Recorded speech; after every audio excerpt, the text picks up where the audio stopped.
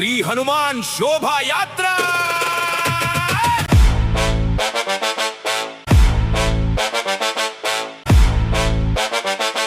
Welcome to MMC news.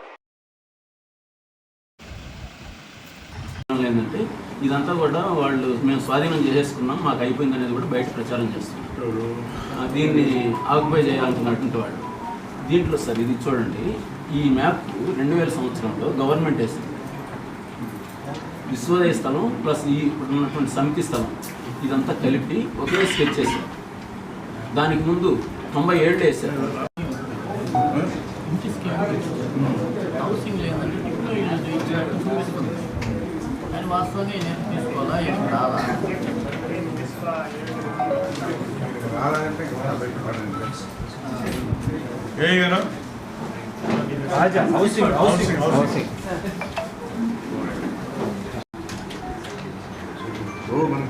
లేకపోతే మనం అనుకోవాలి.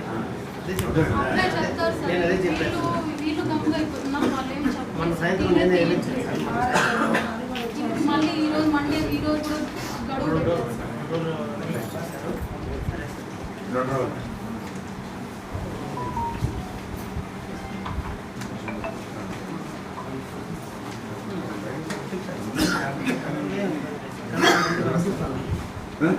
స్థలానికి వాడికి కనుక్కున్నాడు. స్థలం ఏదైనా ఇల్లు వచ్చినప్పుడు వాళ్ళ స్థలం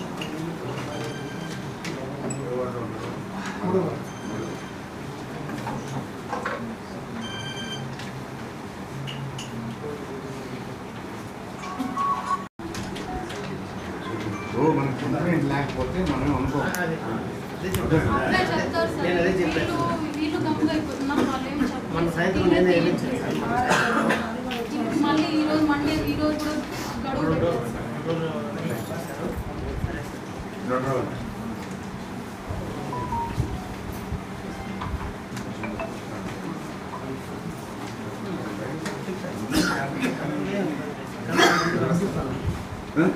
స్థలానికి వాడికి కనుక్కున్నాడు. స్థలం ఏదైనా ఇల్లు వచ్చినప్పుడు వాళ్ళ స్థలం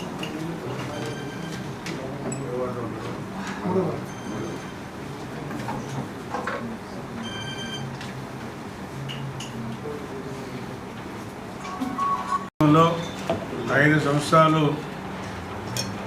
గ్రీవెన్స్ కానీ అదేవిధంగా ప్రజా దర్బార్ కానీ ఇలాంటివి జరిగేటి కాదు.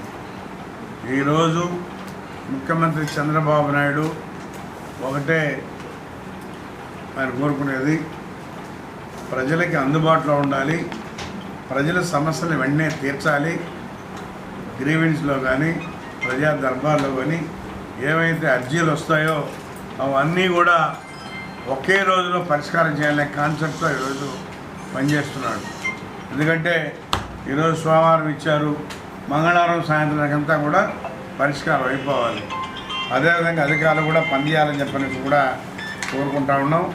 కాబట్టి ఈ మనకు వచ్చినటువంటి అర్జీలు ఈ 2 సంవత్సరాల్లో రెవెన్యూలో 4553 అర్జీలు వచ్చాయి. అన్నీ కూడా పరిష్కారం అయ్యి 138 మాత్రమే పెండింగ్లో ఉన్నాయి. అదేవిధంగా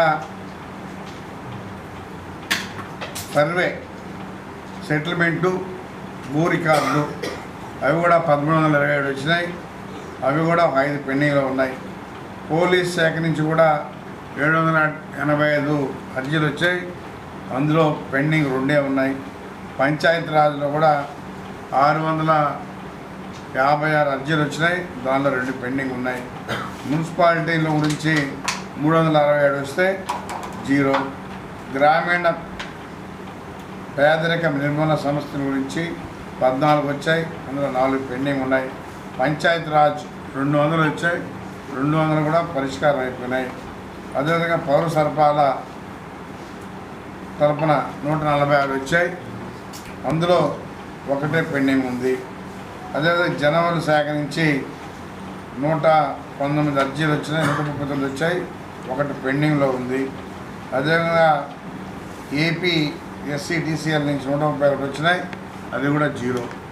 కాబట్టి ఇప్పుడున్నటువంటి ప్రభుత్వం అధికారులు అందరూ కూడా వెంటనే పరిష్కారం చేసే విధంగా ఈరోజు ఈ ప్రభుత్వం పనిచేస్తుంది. కాబట్టి ఈ శుక్రవారం ప్రజా దర్బారు నిర్వహించడం జరుగుతుందని చెప్పని కూడా తెలియజేస్తూ ఉన్నాం. అదేవిధంగా ప్రభుత్వ ఆస్తులు ఆక్రమణకు గురి కాకుండా అదేవిధంగా తగు చర్యలు కూడా తీసుకుంటా ఉన్నాం.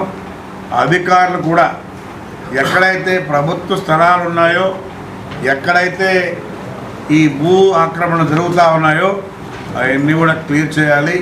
ఎలాంటి బిల్డింగ్లు అయినా కూడా హైదరాబాద్లో చూసాం, పెద్ద పెద్ద బంగ్లాలు కట్టారు.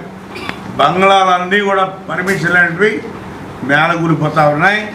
అదేవిధంగా వెంకటగిరిలో కూడా జరగబోతుందని చెప్పి కూడా తెలియజేస్తూ ఉంటారు. ఎవరైతే పర్మిషన్ లేకుండా కట్టుకొని ఉన్నారో అవన్నీ కూడా నోటీసులు ఇచ్చి తగు చర్యలు చేపట్టి అవన్నీ క్లియర్ చేస్తాం. పెద్ద రోడ్లు వేస్తాం. నందనవనంగా మంచి మున్సిపాలిటీగా ఏర్పాటు చేస్తామని చెప్పని కూడా తెలియజేస్తా ఉన్నాం. ప్రభుత్వం కూడా అదేవిధంగా ఉంది. కాబట్టి ఈ కబ్జాదారులు అందరూ కూడా ఎవరైతే కబ్జా చేసి ఆక్రమణ చేసి కట్టున్నారో వాళ్ళందరూ కూడా